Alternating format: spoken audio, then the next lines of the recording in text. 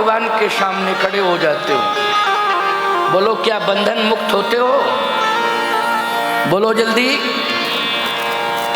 आप यज्ञ भगवान की परिक्रमा कर रहे हैं, निश्चित रूप से आप बंधन महसूस कर रहे हैं। क्या बंधन? लेट हो जाएंगे तो अमुक काम शायद ना हो पाएगा आज। ये बंधन है, काम का बंधन। शायद ये काम ना हो पाए अगर लेट हो जाएंगे।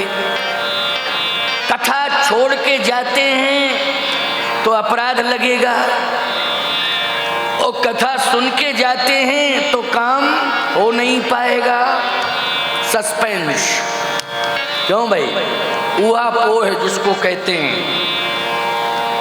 काम के बंधन में आप बंधे हैं, दाम के बंधन में आप बंधे हैं, लोभ के बंधन में आप बंधे हैं, मोह के बंधन में आप बंधे हैं, नाना प्रकार के बंधनों में आप बंधे हैं। देवकी वसुदेव भी बंधे ही हैं, भगवान सामने खड़े हैं। लेकिन याद रखना, आंखों में आंसू हैं कि हे प्रभु, आप यहां बहुत समय तक रुक नहीं पाएंगे। मेरा जो होगा सो होगा, लेकिन आप पर आंच नहीं आनी चाहिए। मेरी यही इच्छा है, प्रार्थना है, लेकिन मैं कुछ कर नहीं सकता हूं क्योंकि बंधनों में बंधा हूं, बंधनों में बंधा हूं। आप मुझे बंधन मुक्त क्यों नहीं कर रहे? मैं भागवत नहीं सुना रहा हूं, मैं तो एक संस्मरण सुना रहा हूं और आपको एक चेतावनी दे रहा हूं। समझ रहे हो कि नहीं? आप मुझे बंधन मुक्त क्यों नहीं कर रहे हैं? भगवान ने कहा गलती आप कर रहे हैं। मैं तो बंधन मुक्त करने के लिए तैयार हूं, आए हूं इसलिए कि आपको बंधन मुक्त कर दूं, लेकिन गलती आप कर रहे हैं, समझ नहीं रहे हैं। आप भी नहीं समझ रहे हो, गलती पर गलती कर रहे हो, समझ नहीं रहे हो। केवल सिर्फ दर्शन और प्रदर्शन में लगे हो, दर्शन और प्रदर्शन में लगे हो, लेकिन वास्तविक मर्म को नहीं समझ पा रहे हो। मंदिर में बैठा हुआ भगवान भी आपसे यही कहना चाहता है कि बंधनों से मुक्त मैं तब करूंगा कि केवल मंदिर में आकर के ही तुम मेरा दर्शन मत करो।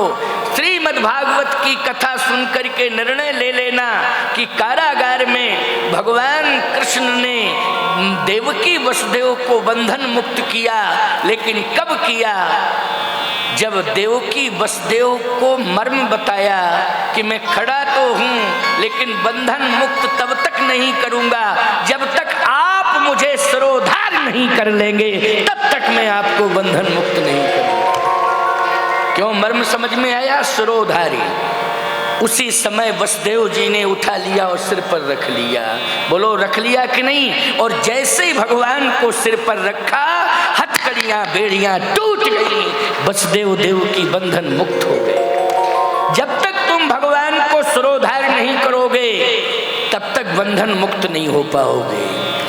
इसलिए आज तुम्हें संकल्प लेना है कि भगवान को शिरोधारी करना है। ठीक है ना? कथा सुन करके जाओ, हृदयस्थ करना और भगवान को शिरोधारी करना। भगवान को जो शिरोधारी करता है वो बंधन मुक्त हो जाता है। अनुभव हम लोगों से सीख लो। तुम्हारे क्या परिवार और कितने सदस्य होंगे? हमारे मठ मंदिरों में हजारों लोग रहते हैं। बोलो रहते हैं कि नहीं? हजारों लोग रहते हैं। अरे प्रदेश का मुखिया, देश का मुखिया, सहयोग करने वाले लाखों हैं। प्रशासन पूरा व्यवस्था में लगा रहता है, उसको तो कुछ भी नहीं करना पड़ता है। बोलो करना पड़ता है क्या? शासन का सहयोग प्रशासन करता है, आईएएस लगा हुआ है, उसका दिमाग काम कर रहा है, पूरा प्रबंध तंत्र चुस्त और दुरुस्त है। लेकिन ईमानदारी के साथ बताओ, हम महात्माओं के मठ मंदिरों में प्रशासन कितना सहयोग कर रहा है? बताइए जरा। कितना प्रशासन सहयोग कर रहा है। और याद रखना, प्रशासन के सहयोग की मुझे तो आवश्यकता नहीं, प्रशासन के सहयोग की मुझे आवश्यकता नहीं है। यदि हमारे भक्तों में अनुशासन बन जाए तो अपने आप मठ मंदिरों की मर्यादा सुरक्षित बनी रहेगी। क्या बन जाए? अनुशासन। अनुशासन देश को महान बनाता है। अभी गणेश तिवारी कह रहे थे ना कि पुलिसकर्मी कह रहे हैं हम लोगों को तो कुछ करना ही नहीं पड़ रहा है, दाल भात खाओ पड़े रहो, वो कथा सुनते रहो। क्या कथा सुनते रहो? अनुशासन देश को महान बनाता है। हमारे भक्तों में, अबाल वृद्ध नर नारियों में आध्यात्म ज्ञान के कारण अनुशासन आ गया है, इसलिए सुंदर सुव्यवस्था बनी हुई है। आस्था और व्यवस्था दोनों मेंटेन है। आस्था और व्यवस्था किसके कारण? अनुशासन के कारण। अनुशासन देश को महान बनाता है, तो अनुशासन पहले व्यक्ति को महान बनाता है, बाद में देश को महान बनाता है। व्यक्ति से परिवार, परिवार से समाज और समाज से देश, ये क्रम है। इसलिए आज भगवान को हम सब ने शिरोधारी कर लिया है, तभी अनुशासन बना हुआ है। बोलो बना है कि नहीं बना है? अनुशासन तभी बना हुआ है। और सुन लो, यहाँ पर आध्यात्म की गूंज चारों तरफ। मैं कहता हूं वैचारिक प्रदूषण दूर हो रहा है कि नहीं हो रहा है? व्याख्यान से, संत वाणी से, कथा से वैचारिक प्रदूषण दूर हो रहा है। वो खरदूषण मर गया जो रामायण में है। आज वैचारिक प्रदूषण का खरदूषण सबसे ज्यादा अत्याचार कर रहा है। बोलो कर रहा है कि नहीं? वैचारिक प्रदूषण का जो खरदूषण है वो सबसे ज्यादा अत्याचार कर रहा है। याद रखना, त्रेता के खरदूषण को श्री राम ने मारा था, वैचारिक प्रदूषण का खरदूषण को राम कथा समाप्त करेगी। इसलिए राम कथा से जुड़े रहना, वैचारिक प्रदूषण का खरदूषण अपने आप समाप्त हो जाएगा। शिरोधारी करो भगवान को। यही कथा आप सुन रहे थे। आज देवकी वसुदेव बंधन मुक्त हो गए। नंद बाबा के यहाँ आनंद ही आनंद हो गया, भगवान का जन्म हो गया। सो केवल भक्तन हित लागी, भक्तों के कल्याण के लिए भगवान आए हैं। रामायण में भी भक्तों के कल्याण के लिए, भागवत में भी भक्तों के कल्याण के लिए। जितने भी पुराण हैं उन पुराणों के देवता भी, बोलो महिमा, जिस देवता के नाम से पुराण है उसकी महिमा है उसमें। अच्छा बोलो भाई, अंत में परिणाम क्या मिलता है? सुनने का अर्थ यही निकल के आता है कि ये देवता हमारे कल्याण के लिए आया है। सीधी सी बात ये। आज हम सब गणेशपुरम में बैठे हैं। ये दिव्य आध्यात्मिक महामहोत्सव अभिनव कुंभ। क्या है ये? अभिनव कुंभ। कौन सा कुंभ है? अभिनव कुंभ है। इसका आप दर्शन कर रहे हो, समझ रहे हो ना? ये जो स्वरूप है, कुंभ में क्या होता है? कुंभ में भगवान का दर्शन होता है। गंगा में स्नान करने का सौभाग्य मिलता है, गोदावरी में स्नान करने का सौभाग्य मिलता है। आपको मालूम होना चाहिए, उज्जैन में भी एक बड़ी पवित्र नदी है। उस नदी में स्नान किया होगा आपने। कौन सी नदी है वो? क्षिप्रा। हम जानते तो थे लेकिन पूछ रहे थे कि हाँ तुम लोग भी जानते हो कि नहीं। हमें तो पता ही था, हम तो स्नान कर। क्षिप्रा, गोदावरी, गंगा, ईमानदारी से बताओ, त्रिवेणी संगम, इनके तट पर कुंभ होता है। लेकिन मैं कह रहा हूँ, ध्यान से सुनना, यहाँ भी त्रिवेणी के तट पर कुंभ हो रहा है, अभिनव कुंभ हो रहा है। कर्म की यमुना, कर्म की यमुना, भक्ति की गंगा और ज्ञान की सरस्वती एक साथ प्रवाहित हो रही है। बोलो भाई, हो रहा है कि नहीं हो रहा है? आनंद ही आनंद। इसलिए आनंद ही आनंद हो रहा है। परमानंद में डूबे हुए हो, भक्तों के कारण आए भगवान। एक बड़ा सुंदर भाव है, इसको सुनो। शक्ति को प्राप्त करने के बाद भगवान ने ये निश्चय कर लिया कि अब मैं अपना कार्य करने में सफल हो जाऊंगा। शक्ति को प्राप्त करने के बाद सफल हो जाऊंगा। अच्छा भैया, आप विचारवान श्रोता हो, विचार करो, भगवान कृष्ण को भी रुक्मिणी जी की जरूरत पड़ी, राधा जी की जरूरत पड़ी, बोलो पड़ी कि नहीं? ये महाशक्तियां हैं, ये साधारण नहीं, महाशक्तियां। और भगवती श्री सीता जानकी मैया की जरूरत परब्रह्म को पड़ी। कौन सी शक्ति? उद्भव स्थिति संहार कारणीम क्लेशारणीम सर्वश्रेयस्करीम सीताम न तो हम राम बल्लभाम। वो भगवती श्री जानकी सीता आज मिथिला में मिल गई। भगवान ने कहा मेरा कार्य पूरा हो जाएगा। किशोरी जी को लेकर के अयोध्या आए। 4 बहनें किशोरी जी अपने साथ 3 बहनों को और लाई। जानकी जी के साथ 4 बहनें, उर्मिला, मांडवी और श्रुतकीर्ति। अब आप कल्पना करना, इन बहनों का भी बहुत बड़ा योगदान है। ये महाशक्तियां हैं। यदि वन में रह करके श्री जानकी जी ने तपस्या की है, तो भवन में रह करके उर्मिला, मांडवी और श्रुतकीर्ति ने तपस्या की है। इन बहनों ने तपस्या की। ये बहनें सुख सुविधा में नहीं रही। ये तीनों बहनें, अगर बड़ी बहन जानकी वन में तप कर रही हैं, तो उर्मिला, मांडवी और श्रुतकीर्ति अयोध्या के भवन में तप कर रही हैं। बोलो भाई। और सुनो मेरी बात को, अगर राम और लक्ष्मण ये दोनों जो है वन में तप कर रहे हैं, तो भरत और शत्रुघ्न अयोध्या में तप कर रहे हैं। बोलो तप कर रहे हैं कि नहीं? मैं एक बात आपको और बता दूं, बड़ी सुंदर बात है, सुनते जाओ। हम मिलान कराते जा रहे हैं, तुम लोग तो सुनते जाना और सुन करके आनंद लेना। क्या भगवान राम किशोरी जी को साथ लेकर बन गए, साथ में लक्ष्मण जी भी गए कि नहीं गए? दोनों भाई राम और लक्ष्मण। लेकिन भरत क्यों नहीं गए साथ में? अच्छा चलो सीधे साधे हैं, मान के चल रहे। तो शत्रुघ्न जी तेज तर्रार हैं। बोलो शत्रुघ्न जी तेज तर्रार हैं कि नहीं? आप कहो कोई प्रमाण दो तो हम मानेंगे नहीं, वैसे बिना प्रमाण की बात नहीं मानते। अरे हम प्रमाण ही तो दे रहे हैं, बिना प्रमाण की बात हम क्यों कहेंगे? प्रमाण देते देते देते देते इस कंडीशन में आ गए, प्रमाण ही देते देते बस प्राण ही नहीं निकले और तब हो गया। ये प्रमाण देते देते ही तो स्थिति हो गई। क्यों भाई? चलो प्रमाण तुम्हें दे रहे हैं, सुनते जाओ। शत्रुघ्न जी में कितनी शक्ति है।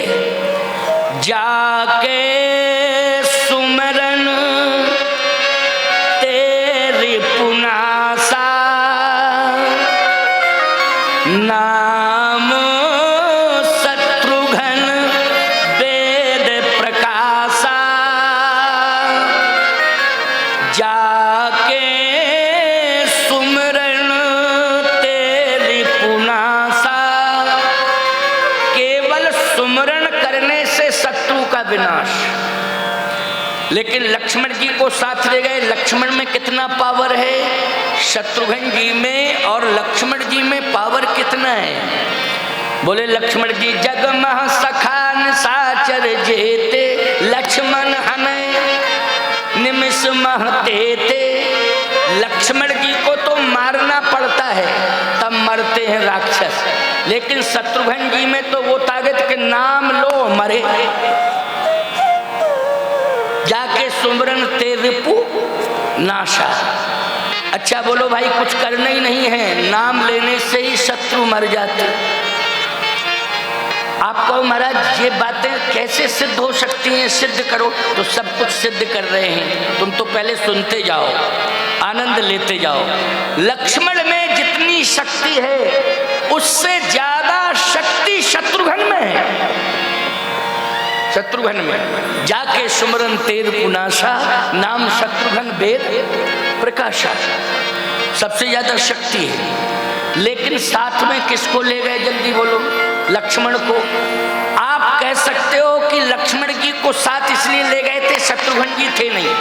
मैं कहता हूं अयोध्या से चले तब शत्रुघ्न नहीं थे अयोध्या में, लेकिन लेकिन जब चित्रकूट में पहुंच गए तो भरत जी शत्रुघ्न को लेके पहुंचे कि नहीं पहुंचे चित्रकूट, तो ट्रांसफर कर लेते कि चित्रकूट तक लक्ष्मण तुम आए हो, अब तुम जाओ अयोध्या, शत्रुघ्न मेरे साथ रहेगा।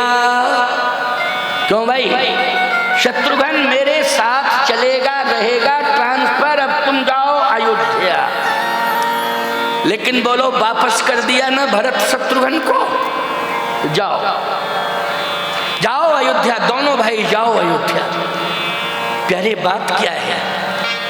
बात यह है कि भरत के साथ सदा लक्ष्मण शत्रुघ्न रहते हैं। क्यों रहते हैं? लक्ष्मण के राम के साथ सदा लक्ष्मण रहते हैं, भरत के साथ सदा शत्रुघ्न रहते हैं। कारण क्या है? कारण यह है, लक्ष्मण कौन है?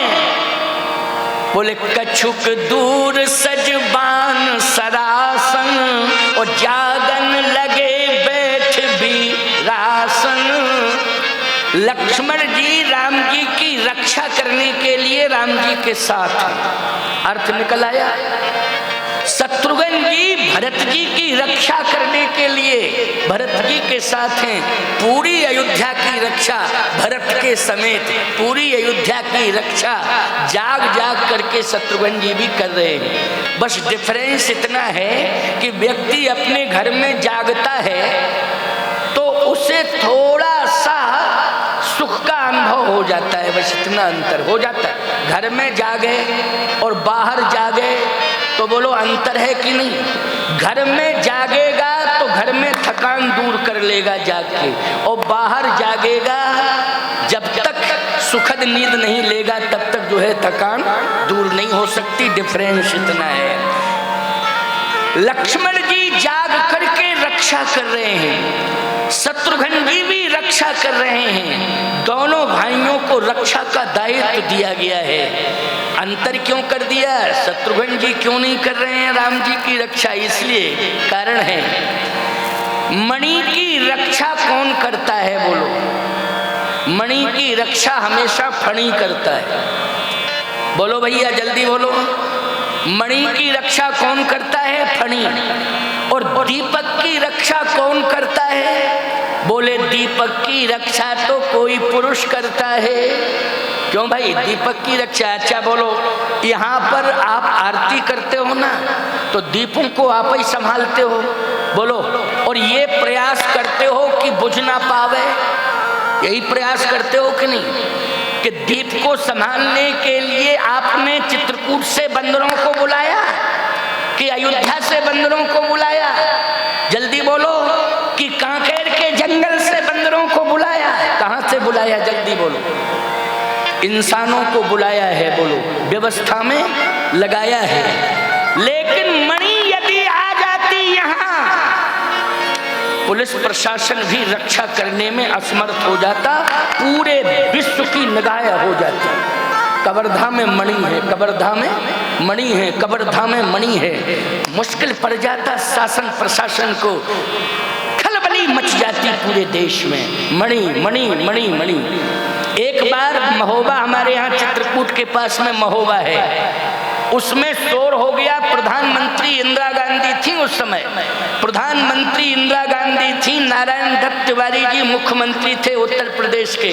तो एक खलबली मच गई। महोबा में पारसमणि बोले तालाब में पड़ी। महोबा में पारसमणि कहाँ पड़ी? तालाब में पड़ी। अब कहा कि तालाब से निकाली जाए। पूरा मैं कहता हूँ भारत सरकार पूरी लग गई पारसमणि। अच्छा एक बात बताओ, पारसमणि अगर मिल जाती भारत सरकार को तो बोलो धन की समस्या खत्म हो जाती कि नहीं हो जाती? क्यों? पारस पथरी है, और पारस पथरी है, जब जरूरत पड़ती तब रेल की पटरी से छुआ देते सोने की। क्यों भाई? समस्या खत्म। कितना सोना है, कितना सोना है? अरे सोना कितना भी हो तब भी पूर्ति नहीं हो पाएगी, लेकिन लोहा कितना है? अरे मैं कहता हूं पारस पथरी अगर मिल जाती इंदिरा गांधी को तो सीधी भिलाई प्लांट में भेज देती, छुआ दो। हमको नहीं सोना। क्यों भाई? क्योंकि पारस पथरी को क्या करना है? थोड़ा सा छुलाना है और सोना लोहा सोना बन जावे। बोलो भाई, यही कंडीशन है कि नहीं? सावधान, रक्षा करना मुश्किल होता। लेकिन दीपक, ज्योतियां आप लोग नवरात्रि के समय पर हजारों ज्योतियां जला देते हो, लेकिन बोलो 9 दिन तक पूरी तरह से ज्योतियां जलती रहती हैं कि नहीं जलती रहती हैं देवी के दरबार में? बोलो, संभालने वाले तुम ही भक्त होते हो। संभालने वाले कौन होते हो? तुम ही भक्त होते हो। तो सीधी सी बात मैं कहना चाहता हूँ, राम जी कौन हैं? बोले राम जी तो रघुवंश की मणि हैं। और लक्ष्मण जी कौन है? बोले फणी हैं। जहां जहां पर मणि होगी वहां फणी रक्षा करेगा। तो जहां जहां मणि वहीं वहीं फणी, जहां जहां फणी वहीं वहीं मणि। इसलिए मणि फणी की रक्षा करेगा। फणी मणि दोनों एक दूसरे के पूरक हैं। आज लक्ष्मण जी महाराज इसलिए साथ में गए और मिथिला में भी गए, तो लक्ष्मण जी साथ में गए। बोलो गए कि नहीं? क्यों? मिथिला में आंच आई, वहां राजा बड़ी बड़ी तलवारें लेकर के आए, तो ईमानदारी से बताओ मोर्चा किसने संभाला था? बोलो, लक्ष्मण जी ने संभाला था कि नहीं? खबरदार, राम रूपी मणि पर आंच आएगी तो लक्ष्मण रूपी फणी बख्श नहीं सकता है। इसलिए माखे लखन कुटिल भई भोए, फनफना गए लक्ष्मण जी। ये कंडीशन है। आज लक्ष्मण फणी के रूप में रक्षा करने के लिए जा रहे हैं। इधर दीपक है भरत। भरत की भी रक्षा होनी चाहिए, क्योंकि दीप बुझ ना जाए। आपको प्रमाण क्या है कि भरत जी दीपक हैं? जानहु सदा, जानहु सदा भरत कुल दीपा, बार बार मुहि कहेऊ महीपा। जानहु सदा भरत कुल दीपा। बंद कर दो, बंद कर दो, कूलर की जरूरत ही नहीं है। जबरदस्ती क्यों ये खरदूषण को चला रहे हो? बंद करो, बंद कर दो। हम जानते थे कुछ ना कुछ तो होगा, क्यों भाई? लेकिन साइड में हुआ है इसलिए कोई दिक्कत नहीं है। तुम लोग तो आनंद लो, साइड में हुआ, साइड वाले में समस्या नहीं है। फ्रंट पर हो जाए गड़बड़ है। कल फ्रंट पर अटैक हुआ था कि नहीं हुआ था? और मेरे मुंह पर ही अटैक हो गया था। मुंह बंद कर दिया गया। इसमें तो मुंह बंद नहीं, खुला है मुंह, है नहीं, इसलिए चिंता मत करो, घबराओ नहीं। लेकिन फिर भी थोड़ा ध्यान दो, और जरूरत नहीं उतना कूलरों की, थोड़े बहुत चल रहे हैं, चलने दो, आनंद लो और डिस्टर्ब नहीं करने का। आओ सुनो ध्यान से। भरत क्या है? बोले जानहु सदा भरत कुल दीपा, ओ बार बार मोहि कहेऊ महीपा। भरत हैं कुल के दीपक। कौन से कुल के? इक्ष्वाकु कुल के, रघुकुल के। इक्ष्वाकु कुल और रघुकुल। आज राम जन्म भी हुआ होगा। राम जन्म के बाद कृष्ण जन्म कथा में हुआ होगा प्रारंभ में।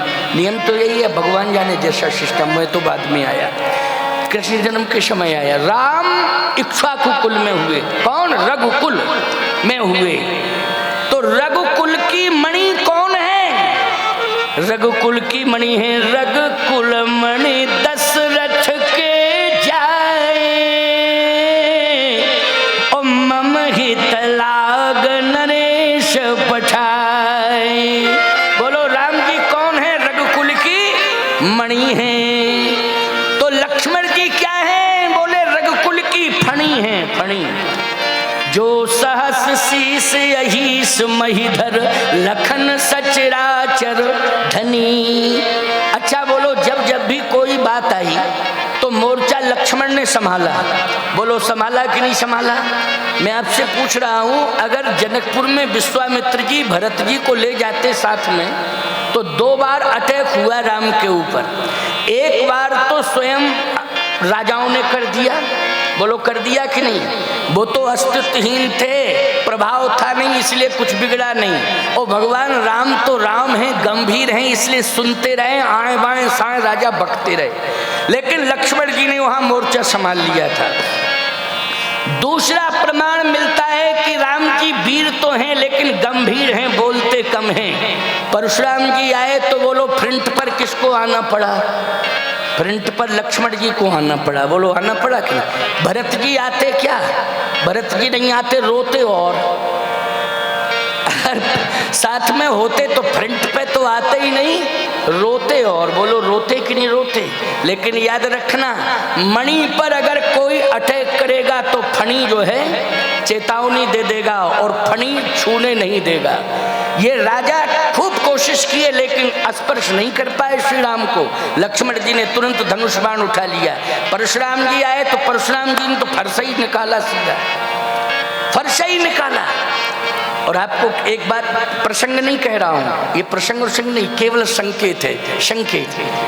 वीर और गंभीर, लक्ष्मण जी वीर हैं, राम जी वीर और गंभीर दोनों हैं, दोनों ही खड़े हुए हैं। समस्या इस बात की है कि राजाओं ने अटैक किया तो मोर्चा किसने संभाला? बोले लक्ष्मण जी ने संभाला।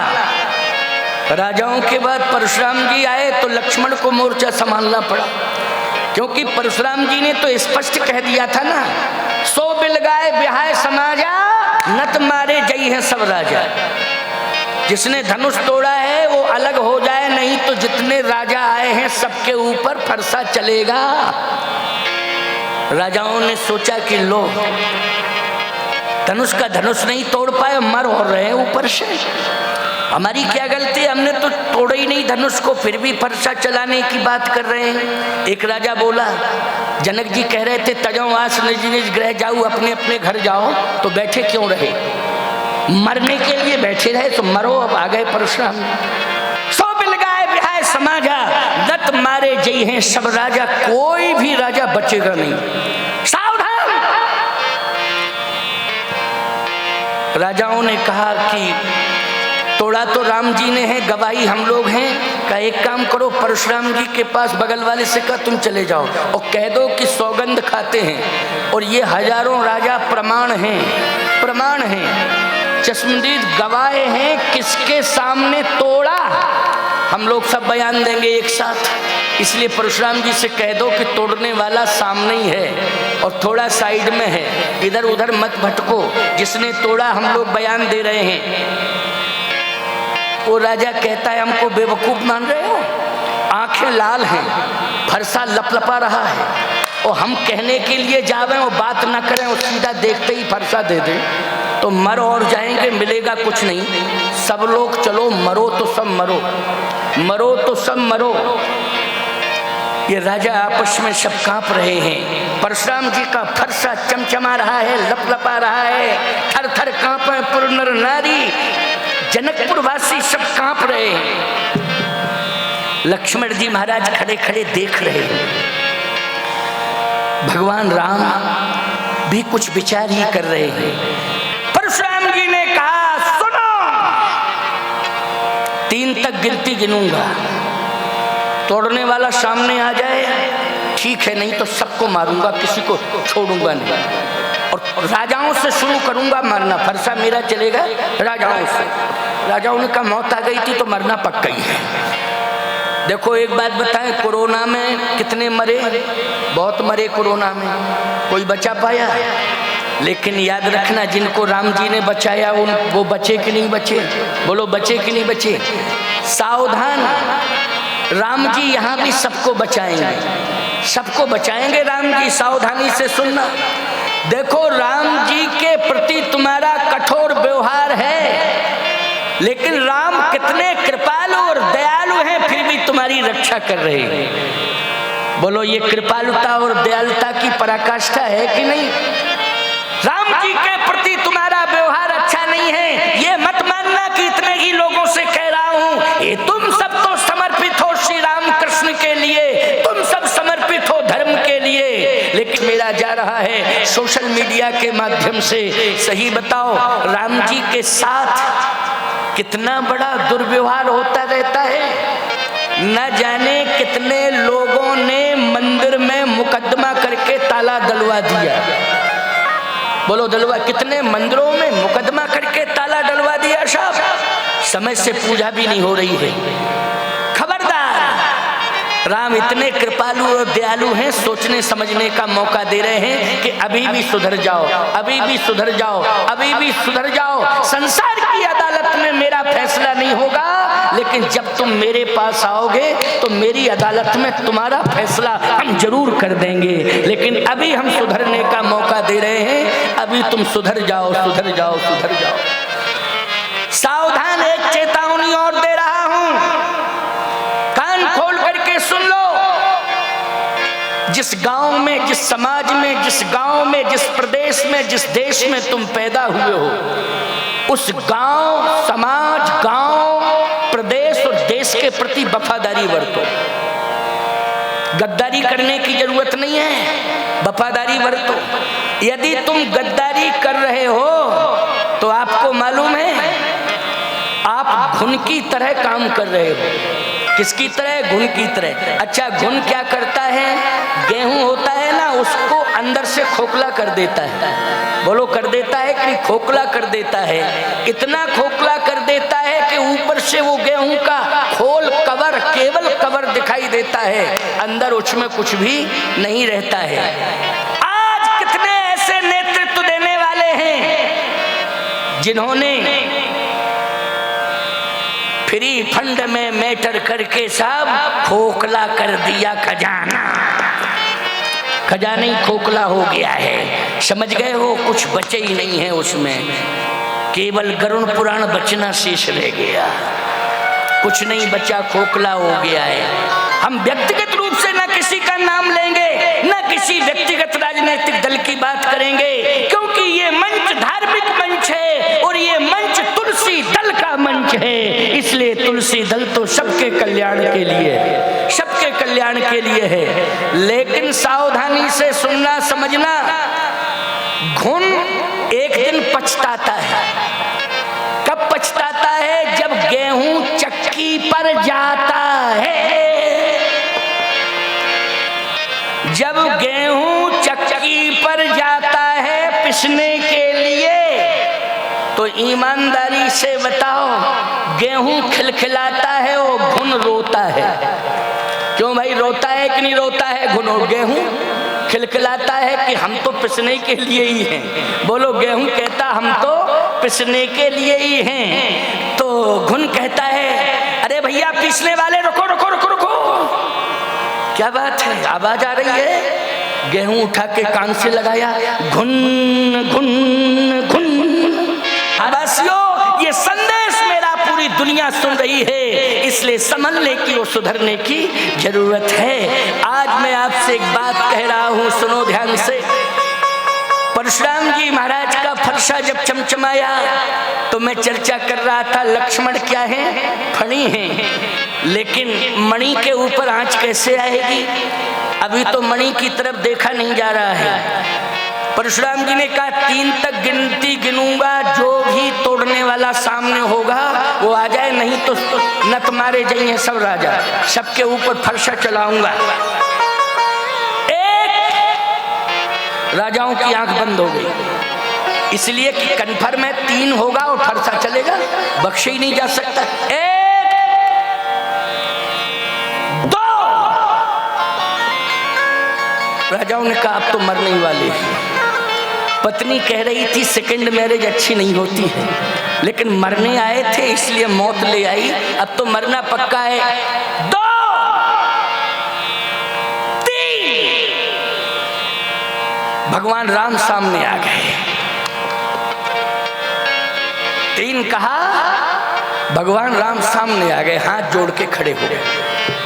परशुराम जी ने राम जी को देखा, हाथ ढीला हो गया, हाथ ढीला हो गया। बहे न हाथ दहर से छाती, ये हाथ तो अब बढ़ ही नहीं रहा है, ढीला हो गया, ये काम का नहीं रहा। परशुराम जी ने जैसे राम को देखा तो मौन हो गए, स्तब्ध हो गए, आंखों से आंसू झरझर झरझर झरझर गिरने लगे। और राजाओं ने कहा कि क्यों, फरसा चल नहीं रहा है, क्या बात है? क्योंकि हाथ ही ढीला हो गया तो फरसा क्या चलेगा। और राजा लोग तो आंख बंद किए थे। दूसरा बोला क्रम क्रम से आ रहा है, नंबर बाई नंबर आ रहा है। उसने कहा भैया भले ही बाद में हमारे पास आवे, लेकिन पहले वाला प्रतिक्रिया तो करता, क्योंकि फरसा जब चलता है तो आवाजें तो आती, हिच घिच कुछ तो होता है। क्यों भाई, कुछ तो थोड़ा बहुत आवाज सुनाई देती है। राजाओं ने कहा यहाँ आवाज सुनाई नहीं दे रही है, यहाँ तो बिल्कुल मामला स्तब्ध, एकदम शांति छाई हुई है। कारण क्या है? आंख खोलो। आंख खोल करके देखा तो प्रभु राम खड़े थे, लक्ष्मण जी पीछे थे, आंखों में आंसू हैं परशुराम जी के। परशुराम जी ने कहा तुम तो धनुष नहीं तोड़ सकते, ये कन्फर्म। तुम्हारे ये कोमल कोमल हाथ, नव कंज लोचन कंज मुख कर कंज पद कंजार, ये वज्र से कठोर धनुष और ये पुष्प से ज्यादा कोमल तुम्हारे हाथ। नहीं नहीं, ये धनुष नहीं तोड़ सकते, तुमने तो धनुष नहीं तोड़ा होगा, लेकिन उसका नाम बताओ जिसने धनुष तोड़ा, हम तुम्हारी बात पर विश्वास कर लेंगे, बताओ। राजा उनका मूड में आ जाए, पता नहीं किसका नाम बता दें, लेकिन भगवान तो गंभीर है ना। भगवान राम ने कहा कि आप नाम पूछना चाहते हो, तो हमारी एक आदत है कि हम झूठ नहीं बोलते, हम झूठ नहीं बोलते कभी।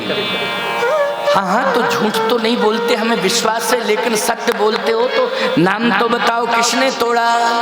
भगवान राम ने कहा नाथ संबुधन भंजन हारा, नाथ संबुधन भंजन हारा, ओ हुई है कोई एक दास तुम्हारा, हुई है कोई एक दास तुम्हारा, धनुष तोड़ने वाला कोई आपका दास होगा। दास, सीधी सी बात यह है कि हमारे रामानंदीय परंपरा में जब परिचय दिया जाता है तो यही कहा जाता है इस दास का ये परिचय। हमारे यहाँ रामानंदीय परंपरा में देखो भैया, हम अपने परंपरा की बात कर रहे हैं, बाकी हम और किसी की बात नहीं कर रहे हैं, अपनी परंपरा हमारे यहाँ। बैठ जाओ बैठ जाओ, ये कितना सुंदर मंच है आपके लिए बना है, बैठो, विराजो विराजो। व्यवस्था तो इतनी अच्छी की है, इतनी अच्छी की है व्यवस्था कि जिसका वर्णन करने में शब्द ही नहीं है कोई आगे, इसलिए बस। लेकिन व्यवस्था तो आप लोगों को बनाना, सहयोग करना, व्यवस्था बनी सहयोग भर करना है, इसलिए बार बार कहा जाता साइडों में कुर्सियां पड़ी हैं, बहुत लोग बैठे हैं कुर्सियों पर भी। बैठने की व्यवस्था में कहीं किसी भी प्रकार की कोई अव्यवस्था आप लोग नहीं कर रहे हो, ये तारीफ की बात है, ये इसमें कोई प्रशंसा वर्शंसा नहीं है, ये वास्तविकता है, क्योंकि आप बड़े कायदे से सिस्टम से मर्यादा के साथ बैठ करके कथा सुन रहे हो, ये बहुत बड़ी बात है, भगवान की कृपा है। बैठ जाओ, अब उधर मत जाओ पुरुषों की तरफ, यहाँ पधारो। हाँ, बैठ जाए, मंच कोई दिक्कत नहीं है, माताओं के लिए बैठने दिक्कत हो, माताओं को ऊपर इधर बैठ जाए, बैठ जाओ, कोई परेशानी नहीं है। ये क्षेत्र आपके लिए सुनिश्चित है, सुरक्षित है, आप ही के लिए। साइड वो तो आपके लिए विभाजित किया गया क्षेत्र, कोई दिक्कत नहीं, बहुत अच्छी बात है, कम से कम बैठ तो गई नहीं। आजकल तो चुनाव में बैठती ही नहीं। महिला आरक्षण में विशेष रूप से आरक्षण है, तो वो तो आरक्षण में टिकट मिलता ही मिलता है, आरक्षण है तो, लेकिन फिर बैठने की बात हो तो बैठना नहीं। हमारे साथ में एक महात्मा थे और वो थोड़ा सा पहलवान टाइप के थे, तो हमारे साथ एक बार यात्रा में गए, तो संयोग से ट्रेन उस दिन पता नहीं बच्चों की परीक्षाएं ज़्यादा थी, तो रिजर्वेशन एसी वेसी में घुस पड़े बच्चे लोग, पेपर वेपर रहा होगा। स्टेशन पर इतनी भीड़ थी।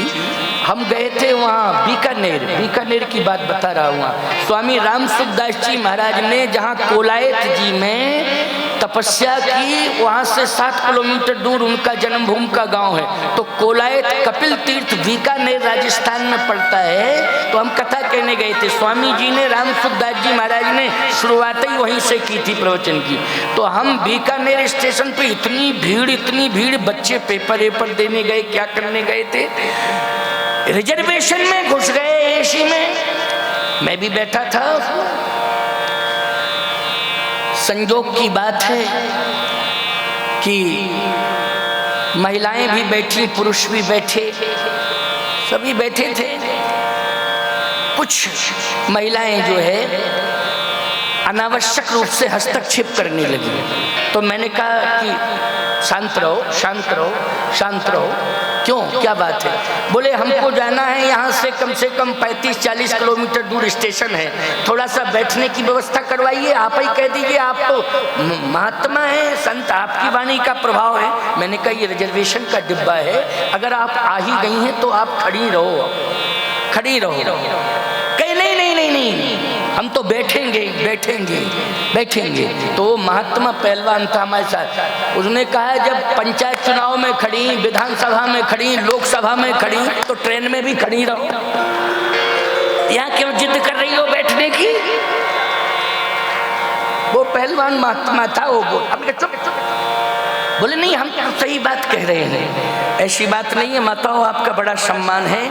और ये तो कवर्धा की और क्षेत्र की माताएं, क्या कहना, कबीर धाम महात्मा के नाम से ये जिला है। ऐसा महात्मा जिसने निर्गुण ब्रह्म को अपने हृदय में बसा के रखा है और उसकी वाणी शास्त्र वाणी सिद्ध हो गई। कबीर दास की वाणी शास्त्र की वाणी सिद्ध हो गई है। ऐसे महापुरुष श्री कबीर दास जी महाराज, उनके नाम से ये कबीर धाम है। ये साधारण जिला नहीं है, ये कबीर धाम है प्यारे। इस जिले के नाम में धाम लगा है। अब तो रिकॉर्डेड हो गया ना, रजिस्टर्ड धाम लग गया कि नहीं लग गया? रजिस्टर्ड धाम लग गया है, साधारण बात नहीं है। आइए सुनिए ध्यान से मेरी बात को। चर्चा में कर रहा था कि भगवान राम ने कहा दास। ये हमारे यहाँ वैष्णव रामानंदीय परंपरा में जब परिचय पूछा जाता है तो सबसे पहले ये कहा जाता है इस दास का ये नाम, दास शब्द पहले। तो भगवान राम ने स्वयं चौपाई पढ़ो, क्या बोले, नाथ संबोधन भंजन हारा, हुई है कोई दास तुम्हारा। आपका दासी होगा, अपने लिए ही संकेत किया दास। लेकिन राजा उदास हो गए। राजा जितने सुन रहे थे दस उदास हो गए। क्यों? राजाओं ने कहा कि दास कहा। अब मूड की बात है, परशुराम जी की न जाने किसको दास मान बैठे, उसी को वर्षा मार दे, क्या पता, उनके मूड की बात है। क्लियर क्यों नहीं कहते कि मैंने तोड़ा? क्लियर क्यों नहीं कहते? क्लियर कहें। तो किसी ने कहा आप तो चले जाओ, राम जी सामने खड़े हैं, अब तो चले जाओ। कहे नहीं, जाएंगे तो परशुराम जी यही समझेंगे यही दास चला आ रहा है, इस अब जाने की तो जरूरत ही नहीं है। परशुराम जी ने कहा दास नहीं हो सकता है वो मेरा। स्पष्ट बताओ धनुष किसने तोड़ा? फणी प्रभावित हो गया कि अब तो मणि के ऊपर आंच आने वाली है। ये सुनना ही नहीं चाहते। इतना बल, इतना पौरुष, इतनी शक्ति, महाशक्तियां इनके पास है कि मेरी मणि प्रभावित ना हो जाए। फणी ने कहा कि जब तक जिंदा रहूंगा तब तक मणि के ऊपर आंच नहीं आने दूंगा। समझ रहे हो कि नहीं? एक एक भाव सुनते जाओ। इसलिए तो मैं कह रहा हूं कि हमारे इस देश की रक्षा करने में बहुत बड़ी भूमिका है देवी देवताओं की। बोलो है कि नहीं? अस्तित्व को बचाने में देवी, इधर आ जाओ माताओं, इधर हाँ आ जाइए, बैठती जाइए, इधर बैठो। कोई भी एक बेटी खड़ी हो जाए और मार्गदर्शन दे। पुलिस प्रहरी वहाँ पर बैठी हुई हैं, जो पुलिस प्रहरी, मना किसी को नहीं करना है, मना नहीं करना है, आते जाओ। हम तो कहते हैं जो सिक्योरिटी में बैठी हुई है, आते जाओ, आप इधर भेजते जाइएगा। बैठो बैठो, प्रेम से बैठो। कोई भी बच्ची सहयोग करती जाए, निर्देश देती जाए, बैठिए। माताओं, बड़ा सम्मान है आपका, प्रेम से बैठो। बहुत बहुत आशीर्वाद है। भगवान से प्रार्थना है कि तुम्हारा सुहाग अमर रहे। भगवान से मेरी प्रार्थना है तुम्हारा सिंदूर चमकता रहे। ये दुआएं हैं मेरी। बैठो, तुम्हारे सहयोग से ये आयोजन हो रहा है, तुम्हारे समर्पण, तुम्हारी श्रद्धा से सबसे ज्यादा मैं देखता हूँ यज्ञ की परिक्रमाएं माताएं ज्यादा कर रही हैं। और तुम लोग तो जब कथा सुनने आते हो तब करते हो, माताएं सुबह से आके परिक्रमा करती। मैं देखता रहता हूँ, मैं अंदर जरूर रहता हूँ, ऊपर के पोर्शन में मैं निगाह डालता हूँ, देखता रहता हूँ, ऊपर से खड़ा खड़ा देखता रहता हूँ। सबसे ज्यादा भीड़ सुबह सुबह माताएं आकर के परिक्रमा करती हैं। इनमें बड़ी श्रद्धा है, बड़ी भक्ति है। तो आओ सुनो, मणि और फणी, ये दो पर चर्चा चल रही थी ना, दो पर आधारित चर्चा चल रही थी, मणि और फणी। दो प्रमाण मिलते हैं लक्ष्मण जी के, मणि और फणी वाले हम दो प्रमाण दे रहे हैं। एक तो परशुराम जी महाराज ने जब परशु उठा करके श्री राम को चेतावनी दी, प्रभु राम को चेतावनी दी, तो याद रखना सबसे ज्यादा भ्रिकुटी तनी तो लक्ष्मण जी की। बोलो भाई, किसकी भ्रिकुटी तनी? लक्ष्मण जी की भ्रिकुटी तनी। जनक जी महाराज ने थोड़ा सा हल्का सा, देखो शब्द स्खलन हो जाता है, एक कहते ना शब्द है शब्द स्खलन, बोले थोड़ा सा चूक गए, बोले शब्द स्खलन हो गया। ऐसे ही महाराज श्री जनक का थोड़ा सा शब्द स्खलन हो गया। आप लोगों को बड़े बड़े बुद्धिजीवियों का हो जाता है, किस कंडीशन में हो जाता है? जब व्यक्ति अति व्यथित हो जाता है तो शब्द स्खलन हो जाता है। समझ गए हो ना? अति व्यथित होता है तो शब्द स्खलन। जैसे हम वीरों में परम वीर मानते हैं महाराणा प्रताप को। बोलो भाई, बोलो भाई, वीरता की पराकाष्ठा पर पहुंचे हैं वीरों में इस घोर कलिकाल में महाराणा प्रताप। बोलो, पहुंचे हैं कि नहीं पहुंचे हैं? महाराणा प्रताप का भी शब्द स्खलन हो गया था, इतिहास गवाही है इसका।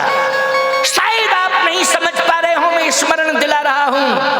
अति व्यथित हो गए, ऐसा वीर, साहसी, शक्तिशाली, क्रांतिकारी, महान देशभक्त महाराणा प्रताप शब्द स्खलन हो गया।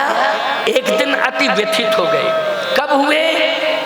जब बेटी और बेटा परिवार के सहित रहते थे ना अरावली की पहाड़ियों में। बोलो भाई, अरावली की पहाड़ियों में परिवार के सहित रहते थे और पत्तों पर सोते थे, झरनों का पानी पीते थे। और कंडीशन ये आई कि एक दिन बेटी रो पड़ी, उसने कहा मुझे भूख लगी है, तो उपलब्ध करा पाए, नसीब कराए हैं घास की रोटी। क्यों भाई, पढ़ते हो ना तुम लोग? हाँ, पढ़ा होगा तुमने, इतिहास पढ़ा होगा। ये तो पहले शिक्षा विभाग में था ना महाराणा प्रताप का पाठ्यक्रम में, रहे कि नहीं? हम तो पहले पढ़े थे महाराणा प्रताप का। घास की रोटी नसीब हुई। जैसे ही घास की रोटी बेटी के हाथ में आई, खाने ही वाली थे, इतने में बनबिलार आया और रोटी लेकर के ही भाग गया। जैसे ही बनबिलार घास की रोटी लेकर के भागा तो बेटी चीख पड़ी। महाराणा प्रताप ने देखा कि आंसू निकल रहे हैं, पहुंच गए। क्या हुआ? बनबिलार रोटी लेकर भाग गया, घास की रोटी। उसी समय माथा पटक दिया पृथ्वी पर। चलिए, यहां तक तो बात बनती है, लेकिन शब्द स्खलन, एक एक शब्द सुनते जाना। ये बच्चे भी सुन रहे होंगे तो शायद उनको भी ऐसा लग रहा होगा कि हमें महाराणा प्रताप के पद चिन्हों पर चलना चाहिए, क्योंकि ये इतिहास भी सुनाना आवश्यक है कथाओं में। महाराणा प्रताप के, छत्रपति शिवाजी के पद चिन्हों पर हमें चलना चाहिए। ये गौरव थे हमारे देश के, हमारे राष्ट्र के गौरव थे। माथा पटक दिया। जैसे माथा पटका और फिर छाती ठोकने लगे, धिक्कार है राणा, तेरी जिंदगी को लानत है, आज तुझे अधीनता स्वीकार कर लेना चाहिए।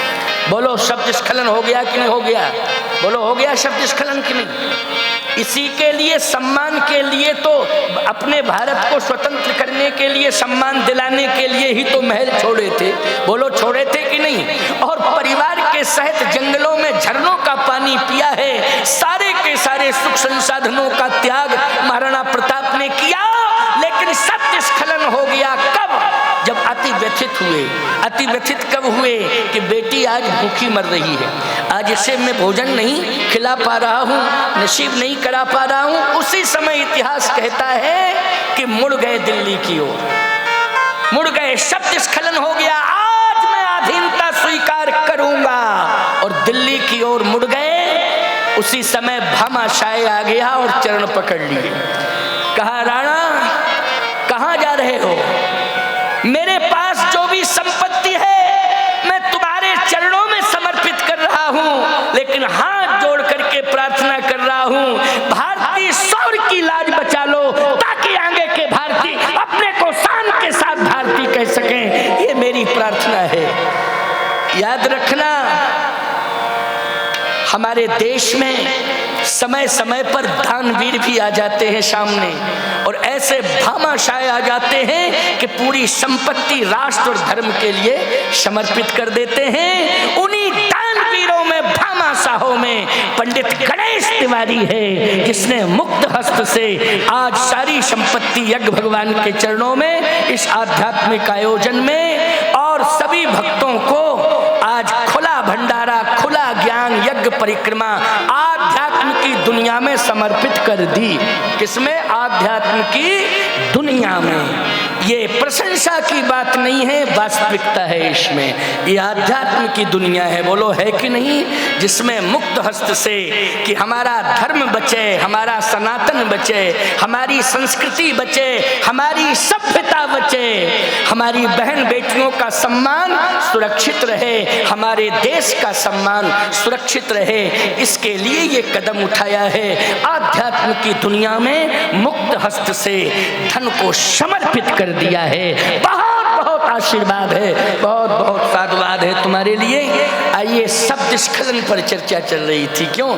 तो महाराणा प्रताप अति व्यथित हो गए थे, इसलिए आज जनक जी भी अति व्यथित हुए थे। इसलिए अति व्यथित हुए तो शब्द स्खलन हुआ। शब्द प्रमाण दे रहा हूं मैं आपको, जनकपुर की ही बात बता रहा हूं। शब्द स्खलन क्या था जनक जी का? अब जन को प्रकाश दे रही हो, वहां पर आक्रमण कैसा? रघुकुल की मणि का प्रकाश, इसके बाद आक्रमण नहीं बर्दाश्त नहीं कर सकता हूं। कही जनक जस अनुचित वाणी, विद्यमान रघुकुल मणि जानी। भाव कहने का क्या है? बोलो लक्ष्मण जी महाराज ने फौरन एक्शन लिया कि नहीं लिया? जल्दी बोलो, बोलो लिया कि नहीं? जबकि जनक जी के सामने बोलने की हिम्मत नहीं है किसी की, क्योंकि बड़े बड़े योगेंद्र, मुनेंद्र, हंस, परमहंस ब्रह्म ज्ञान की शिक्षा लेने आते हैं जनकपुर में। योगेंद्र, मुनेंद्र, हंस, परमहंस ज्ञान विज्ञान की शिक्षा लेने के लिए ब्रह्मवादी महाराज श्री जनक के यहाँ आते हैं। किसी की हिम्मत नहीं है, स्वयं बड़े बड़े ज्ञानी हाथ जोड़े बैठे रहते हैं, लेकिन मणि पर आंच आई तो फणी जो है चुप नहीं रहा। उसी समय फ्रंट पर आ गए लक्ष्मण जी। कही जनक जैसे अनुचित वाणी, और विद्यमान रघुकुल मणि जानी। और धनुष की बात कर रहे हो तो महिमा तो प्रताप भगवाना, और का बाप रो पिनाक पुराना। ये पुराना तुराना पिनाक अभी चकना चूर कर दो। भगवान राम ने कहा रुको रुको रुको रुको रुको रुको रुको, क्या बात है? बात कुछ नहीं है। महाराज को इस प्रकार की भाषा बोलनी चाहिए। शब्द स्खलन है। क्या है? शब्द स्खलन है। भगवान राम ने कहा अति व्यथित है, क्योंकि जानकी का विवाह करना है और इस विवाह में ये कंडीशन है कि आज ये राजा लोग झगड़ा पर आमादा हैं और ये राजा अशांति फैलाना चाहते हैं, जनक के सम्मान पर आंच आ रही है, इसलिए अति व्यथित हो गए हैं। लक्ष्मण तुम समझ नहीं रहे हो, जब व्यक्ति अति व्यथित हो जाता है तो सामान्य शिष्टाचार भूल जाता है। इसलिए समझाया, बोलो किसको समझाया? लक्ष्मण को समझाया। इसलिए अब परशुराम जी के सामने आ गए, वहां भी राम जी ने ही समझाया लक्ष्मण जी को, है कि व्यक्ति अति व्यथित होता है तो सामान्य शिष्टाचार भूल जाता है। तो समझ में आ गई बात लक्ष्मण जी के। अब परशुराम जी आ गए, भगवान राम खड़े हैं, हुई है कोई एक दास तुम्हारा? परशुराम जी ने कहा नहीं नहीं, दास नहीं हो सकता है, दास नहीं हो सकता है, शत्रु होगा मेरा जिसने धनुष तोड़ा होगा। धीरे से लक्ष्मण जी पीछे से बोले भैया आपकी लैंग्वेज बाबा जी की लैंग्वेज से मिल ही नहीं रही, बिल्कुल बहुत डिफरेंस है, क्या चाहते हो? लक्ष्मण जी बोले थोड़ा सा मौका मुझे दे दो और मैं फ्रंट पे आ जाऊं, हमारी लैंग्वेज और बाबा जी की डायरेक्ट मिल रही, 2 मिनट में फैसला हो जाएगा अभी। अच्छा अच्छा, भगवान मन ही मन मुस्कुराए। भगवान ने कहा कोई बात नहीं, कोई बात नहीं, सामने आ जाओ, बात कर लो, थोड़ी सी करना है। हाँ थोड़ी ही करूंगा।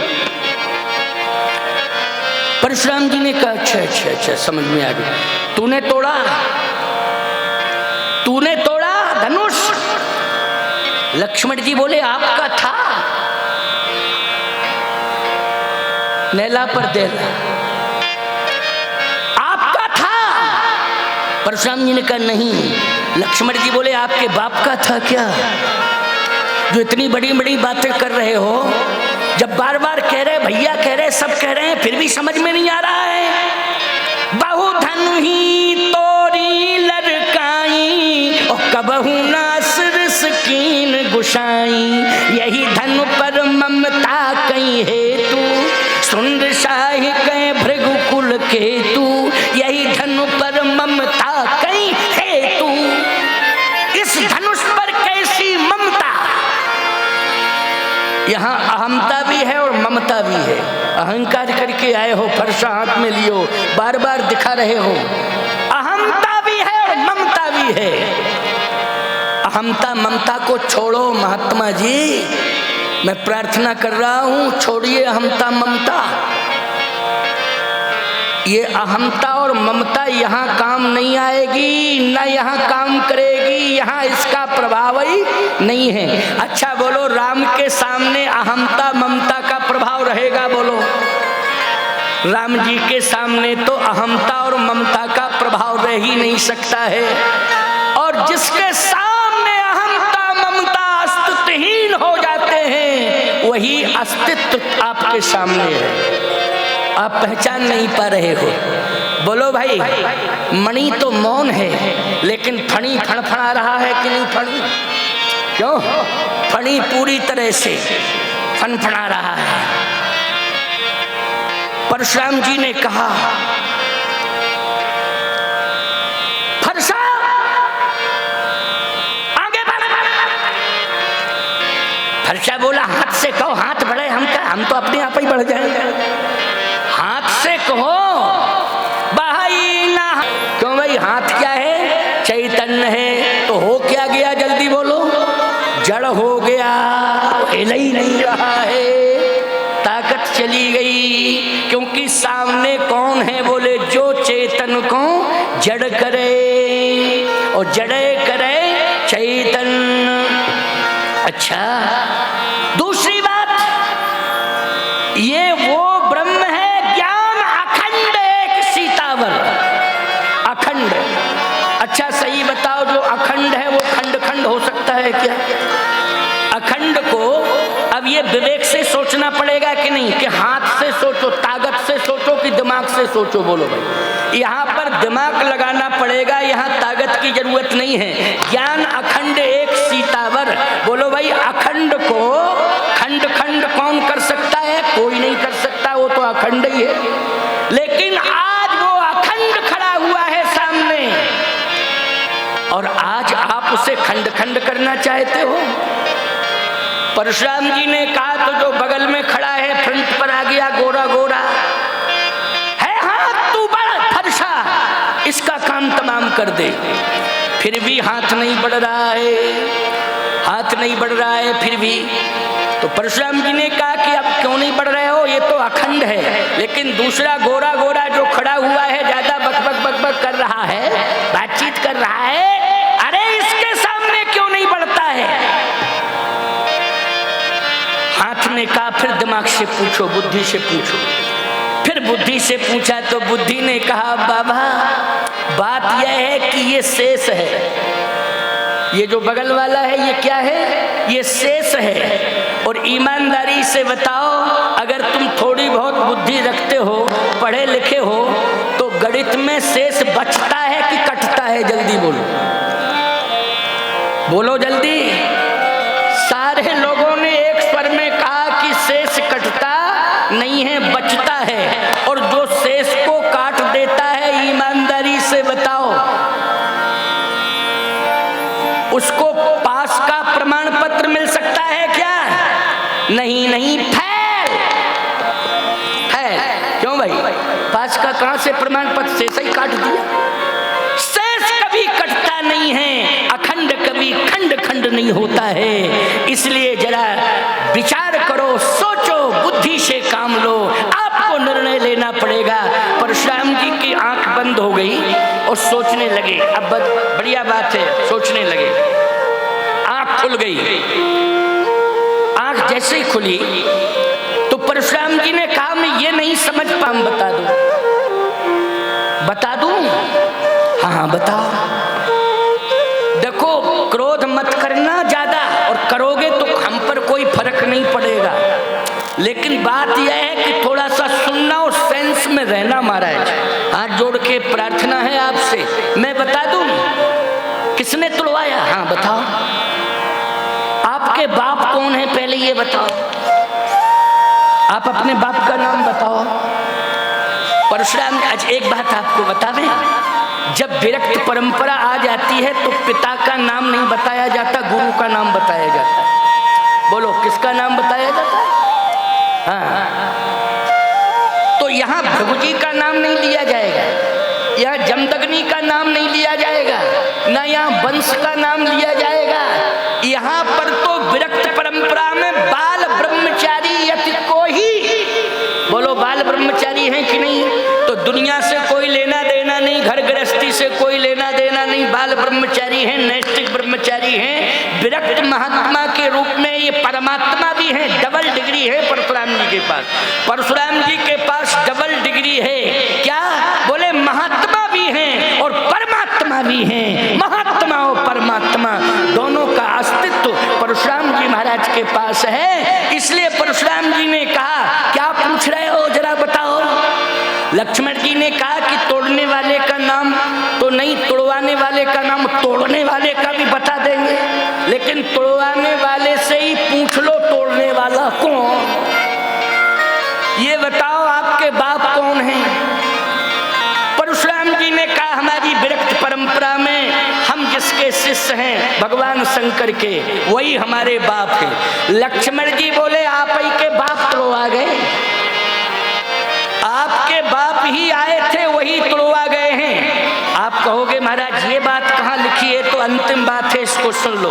बहुत महत्वपूर्ण बात बता रहा हूँ, क्योंकि अस्तित्व पर आज का जो प्रवचन हुआ है वो भारत के अस्तित्व पर हुआ है। समाज का, राष्ट्र का, दोनों का अस्तित्व सुरक्षित रहे, इसके लिए हम और आपको सावधान होना है, सजग होना है। और आज रामचरितमानस इस ज्ञान की पोथी के माध्यम से हम और आपको संस्कारित होकर के भारत को एक अजरता और अमरता प्रदान करनी है। भारत को हिमालय के शिखर से भी ऊंचा गौरव प्रदान करना है, गौरवान्वित कराना है।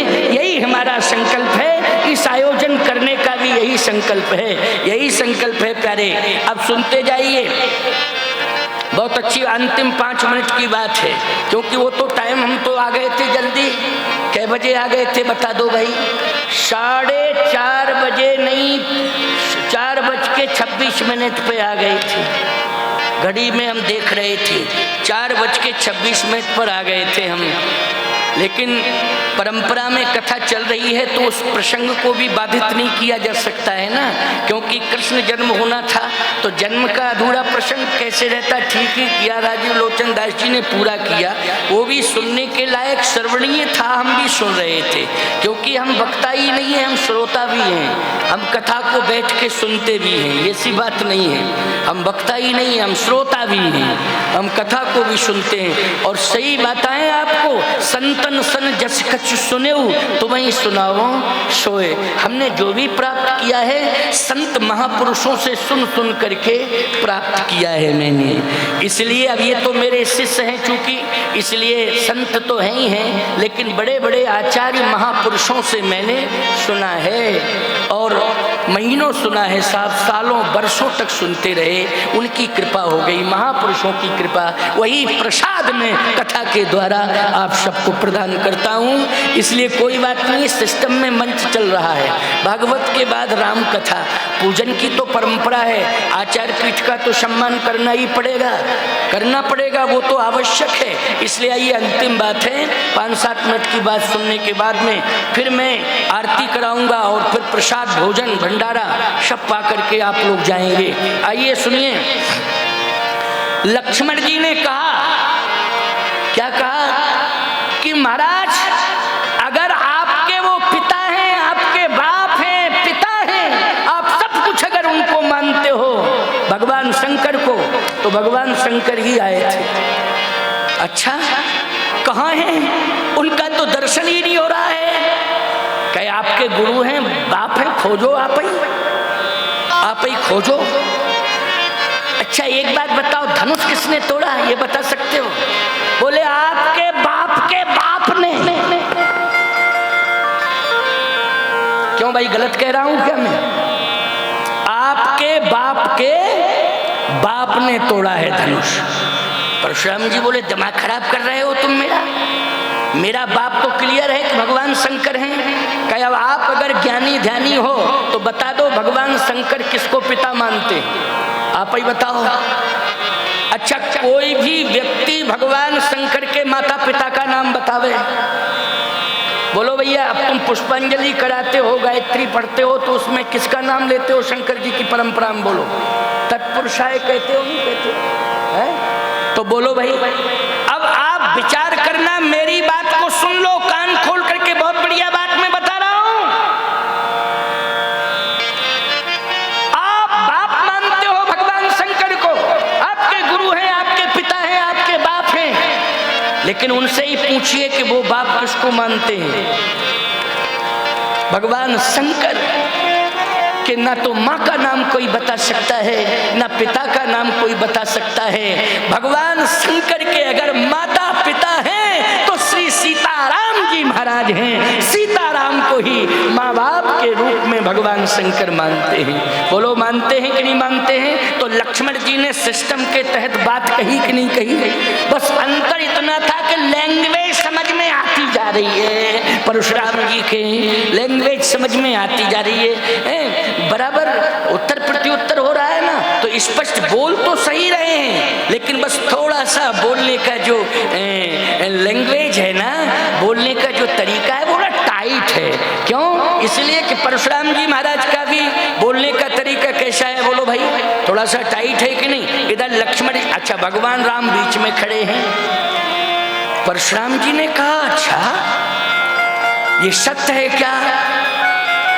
वास्तव में ये सत्य है, क्योंकि अहंकार शिव बुद्धि अज मन शशि चित्त महान। बोले शंकर जी का धनुष है, ये भगवान शंकर का धनुष है, और ये धनुष की रक्षा करने में, तोड़वाने के लिए आशीर्वाद दिया है पार्वती जी ने, और पूरी की पूरी निगाह में रखा है जब तक राजा बने रहे शंकर जी, टूटने नहीं दिया। और तोड़वाने का आशीर्वाद किसने दिया है? बोले सीता जी को आशीर्वाद पार्वती ने दिया है। बोलो दिया है कि नहीं दिया है? पार्वती जी ने आशीर्वाद दिया है। सुन सिए सत्य शीस हमारी, पूजे मनोकामना तुम्हारी, जाओ तुम्हारी मनोकामना पूरी हो, तुम्हें मन जा सुजान सील स्नेह जानत, रावरो मिले सामरो। तो ईमानदारी से बताओ, बर सामरो जानकी जोगू, जहीं बिरंच रच सिए समारी, तहीं श्यामल बर रचऊ बिचारी। कितने प्रमाण दे दें आपको। पार्वती जी ने आशीर्वाद सीता जी को दिया है और पार्वती जी ने आशीर्वाद दे करके भेजा है, और शंकर जी धनुष के पास खड़े होकर रक्षा कर रहे हैं। और ईमानदारी से बताओ, जैसे ही प्रभु राम पहुंचे धनुष के पास तो शंकर जी ने साष्टांग प्रणिपात किया। जैसे ही साष्टांग प्रणिपात किया तो धनुष ने सोचा कि हमारा हाई कमान सरेंडर, तो हम भी सरेंडर। जैसे ही भगवान शंकर ने साष्टांग प्रणिपात किया, उसी समय धनुष भगवान के हाथ में आ गया, अपने आप ही आ गया। बोलो आ गया कि नहीं आ गया? लक्ष्मण जी कहते आंखों देखा हाल सुना रहा हूं। अच्छा, आंखों देखा हाल सुनाया कि नहीं सुना? और यदि विश्वास ना हो तो जितने यहाँ जनकपुर वासी हैं उनसे आप पूछ लो। छुअत टूट रघुपति ना दोषु, आप पूछ लीजिए। मिथिला के सारे लोग अबाल वृद्ध नर नारी ये बताएंगे कि हाँ, वास्तव में अपने आप ही धनुष आ गया, अपने आप आ गया था। राम जी पहुंचे, शंकर जी ने समर्पण किया, धनुष ने कहा रे हमारा हाई कमान सरेंडर, हम भी सरेंडर। तुरंत हाथ में आ गया। जैसे हाथ में आया, आप सुनते जाओ। परशुराम जी बोले आंखों देखा हाल, हाँ सुना रहा हूं, सत्य है। जनकपुर वासी भी आज कहना चाहते हैं लेकिन हिम्मत नहीं पड़ रही है कहने की, आंख बंद करके सोच रहे हैं परशुराम जी। वो सारा दृश्य परशुराम जी के अंतस में आता जा रहा है, समझ रहे हो कि नहीं? आंख बंद करके जब विचार कर रहे हैं तो वो अंदर रील चल रही थी, वो फिल्म जारी थी, रील, समझ रहे हो कि नहीं? कौन सी? वही धनुष के आने वाली, प्रभु के जाने वाली, और भगवान शंकर के प्रणाम करने वाली, और धनुष की अपने आप आने वाली, वो सारी रील चल रही थी। आंख बंद थी, अंदर वो रील चल रही थी। वो दृश्य परशुराम जी महाराज देख रहे थे। गोस्वामी जी कहते हैं आज नेत्रों से आंसू गिर रहे हैं। ये कौन है? मेरे इष्ट का ही इष्ट, मेरे इष्ट का इष्ट है, मेरे गुरु का गुरु मेरे इष्ट का इष्ट है। इसलिए गोस्वामी तुलसीदास जी कहते हैं, हे राम, आज आपने मेरे अंदर के उस अंतस के अंधकार को दूर कर दिया। अंतस का अंधकार कौन था? जो आज मैं अखंड को खंड खंड करने जा रहा था। अंतस का अंधकार यही था कि मैं शेष को आज धड़ से सड़ अलग करना चाहता था, खंड खंड करना चाहता था, शेष को ही काटना चाहता। ये अंतस का अंधकार है। थोड़ा सा अंधकार बचा है, उसे दूर कर दो, बस उसे दूर कर दो, बस इतनी कृपा करो। क्या? मेरे पास जो शक्तियां हैं, धनुष बाण, ये शक्तियां हैं परशुराम जी, मेरे पास जो शक्तियां हैं, मेरे पास जो धनुष बाण हैं, हे राम थोड़ा सा हमारे नेत्रों को खोल दो। ये शक्तियां अपने आप आपके पास चली जाएं, अपने आप चली जाएं। भगवान राम तो राम हैं, गंभीर हैं, बोलते तो कुछ है नहीं लेकिन काम करते हैं, बोलते नहीं हैं। राम रमापति, राम रमापति,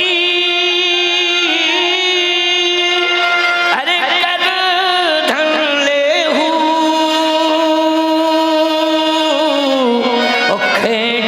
मोर मिटे संदेहू, तो देत चाप आप ही चल गए।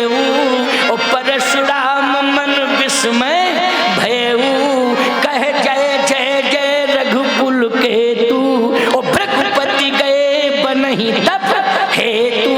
जितने विरोधी राजा थे उन्होंने कहा जब मेरे हाई कमान परशुराम जी सरेंडर हो गए तो अब हमें भी सरेंडर होना चाहिए। तो विरोधी राजा सब श्री राम के चरणों में गिर पड़े। तो राम रूपी मणि का प्रकाश त्रिभुवन में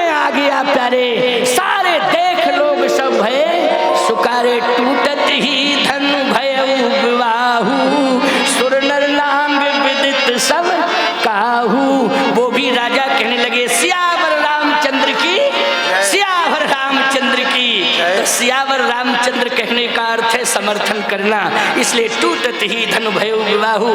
लेकिन ईमानदारी से बताओ, उस राम रूपी मणि, रघुकुल की मणि को प्रकाशित करने में, त्रिभुवन में प्रकाश पहुंचाने में, उसकी सुरक्षा में भूमिका किसकी रही?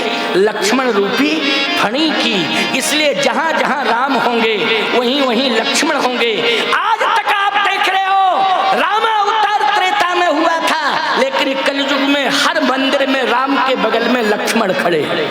बोलो, जितने भी राम मंदिर मिलेंगे आपको, तो राम के बगल में कौन खड़े हैं? बोलो, लक्ष्मण जी खड़े हैं। इसका अर्थ यही है कि लक्ष्मण जी इसलिए खड़े हैं कि मणि पर आंच आएगी तो फणी बख्शेगा नहीं प्यारे, उसको निश्चित रूप से सजा मिलेगी ही मिलेगी। इसलिए राम के अस्तित्व का सम्मान हम सब मिलकर के रखें। लक्ष्मण जी महाराज तो फणी बन करके अहरनिश रक्षा सुरक्षा में लगे हैं। समर्पण भी है, अर्पण भी है और तर्पण भी है। इस तरह से तीनों विधाओं से आज हम सब 6:37 पौने 7 बजने जा रहे हैं। आज 10 मिनट ज्यादा हो गया। गणेश ने कहा था ना महाराज जी थोड़ा ज्यादा हो जाए, ज्यादा।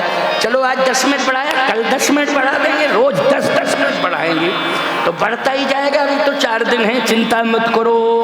और देखो भाई, मैं सत्य कह रहा हूं, गणेश तुम्हारी सरलता सहजता से सब प्रभावित है। तुम्हारी सरलता की प्रशंसा राजेश हमारे साथ रहता है, हमको ले जाता है, ले आता है। राजेश शुक्ला प्रशंसा ही करता रहता है। मैं सत्य कह रहा हूँ, महात्मा हूँ, झूठ थोड़ी बोलता हूँ। हमें क्या वोट लेना है तुमसे? लेकिन सही बात है, प्रशंसा की है राजेश शुक्ला ने बार बार कि महाराज जी काम बहुत अच्छा किया है, सभी लोग प्रसन्न हैं। तो सही बात तो ये, और जिससे भी इन्होंने प्रार्थना की सेवा के लिए कि आपको इस फील्ड को देखना है, मैं देख रहा हूँ वो निश्चित रूप से वॉलेंटियर बन करके बड़े बड़े सम्मानित लोग यज्ञ की सेवा में लगे हैं। ये बात बिल्कुल सत्य है। वो अपना यज्ञ समझ करके यज्ञ की सेवा में बड़े बड़े प्रभावशाली लोग जिनका विशेष सम्मान है समाज में, वो भी अपना यज्ञ समझ के सेवा कर रहे हैं। इसलिए तुम्हारी सेवा से सभी प्रसन्न हैं। हम महात्मा हैं, वो तो हृदय से प्रसन्नता पूर्वक आशीर्वाद दे ही रहे हैं। और लास्ट में जाते जाते जो भी आशीर्वाद का खजाना होगा सब लुटा के जाएंगे। सब तुमको भी मिलेगा, तुमको भी देंगे, ऐसी बात नहीं है।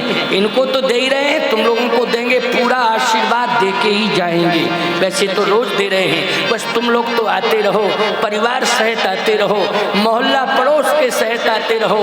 गांव के गांव जिसके पास जो साधन हो, साइकिल, मोटरसाइकिल, 4 व्हीलर, ट्रैक्टर, जो भी जिसके पास साधन हो, अपने अपने साधनों से खुद आओ और पड़ोसियों को, गांव वालों को भी लाओ और इस दिव्य अभिनव यज्ञ से सबको जोड़ो।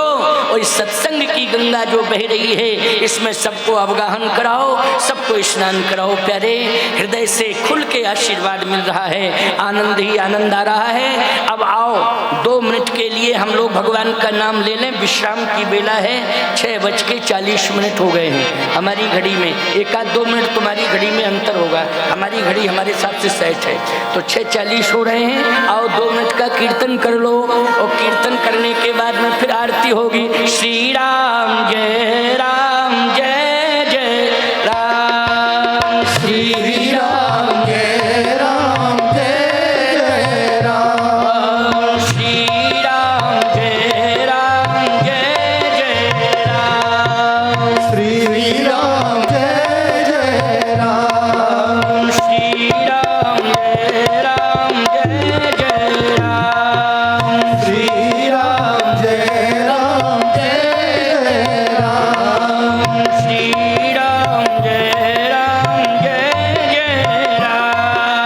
श्री राम जय राम, जय जय राम। श्री राम जय राम। और भगवान की यज्ञ, भगवान की संत और भक्त भगवान की जय जय सीताराम। नमः पार्वती पते, हर हर महादेव।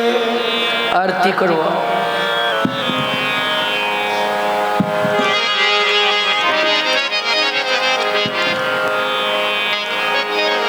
प्रेम से बोलो सियावर रामचंद्र की जय। मैया की यशोदा की प्रिय छैया की आरती कृष्ण कन्हैया की यशोदा के प्रिय छैया की।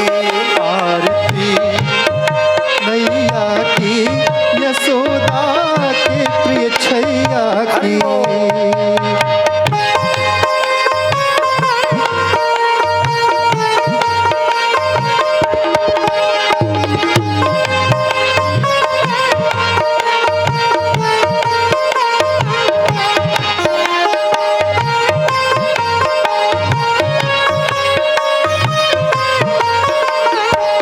कृष्ण बलराम दो भैया नंद के आंगन बिच रैया। कृष्ण बलराम दो भैया नंद के आंगन बिच रैया। नंद के आंगन बिच रैया। नंद के आंगन बिच रैया। धरा को भार हरैया की यशोदा के प्रिय छैया की। धरा को भार हरैया की यशोदा के प्रिय छैया की। आरती कृष्ण कन्हैया की यशोदा के प्रिय छैया की। आरती कृष्ण कन्हैया की यशोदा के प्रिय छैया की।